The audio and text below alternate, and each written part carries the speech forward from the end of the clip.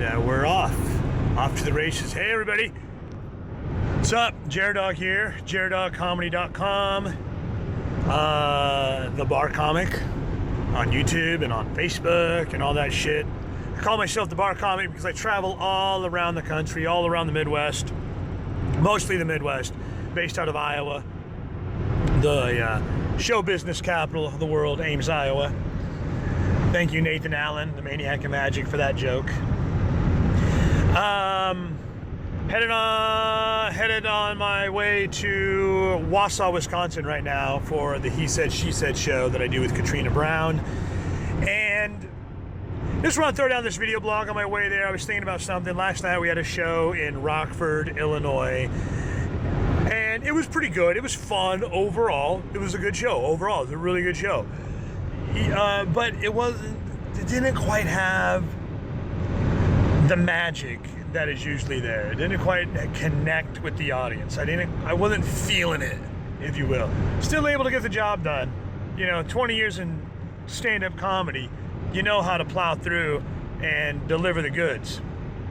But it was a kind of situation where people were there really to celebrate a birthday party. The venue decided not to charge an admission for the show, when most places are charging about $15, $20, $25 a ticket for our show. This place decided to go just completely free show, and it was a bar and grill type of establishment. So there were a lot of people in there that they're just there to eat. They weren't there to see a show. It was almost like we ambushed them. But there were a lot of people that were there for the show, and we played to them, and they listened, and they had a good time. There was just a lot of talk, distractions in the background. And I went up to Katrina afterwards. I was like, wow, that was brutal.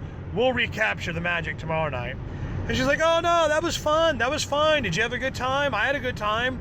You know, the people that listened, they enjoyed it, they laughed, and she's absolutely 100% correct on that. It's something I think about a lot.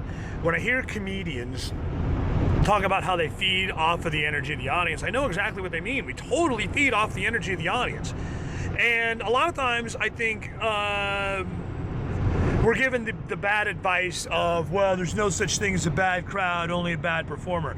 Yeah, I think that's a good idea to have in the back of your mind in general, just so that way you're never passing the responsibility onto the audience to make sure you have a good show.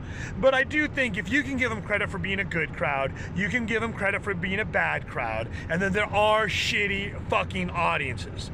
Now, last night wasn't a shitty audience. It was just it was a crowd. It was a shitty kind of a crowd, but it wasn't a shitty audience. The people that were there, what I mean by that, it was a crowd. There was a big group of people, a large gathering of people to create a crowd. But a good percentage of them were not there to be an audience. They weren't there to view a show. They were there to eat, to drink, to just go out to the bar. They had no idea that a show was even going to take place. They were part of the crowd, but they were not the audience. On the other hand, if you always have fun, because she said we had fun. The people that were there, they were a great audience because they were attentive, they listened. It was difficult for them to hear and get fully engaged because of all the commotion and the distraction in the background. Oh, my wife's calling now. I gotta hang on. I gotta reject this call. I hate to do it to you, babe. I'll call you back in a second. I only got about a minute left on this anyway. But we had fun, and if you have fun as a performer, the audience will have fun with you, and you'll never have a bad show. Always have fun. If you always have fun, you'll always have a great show. Back in the day, I used to get thrown so far.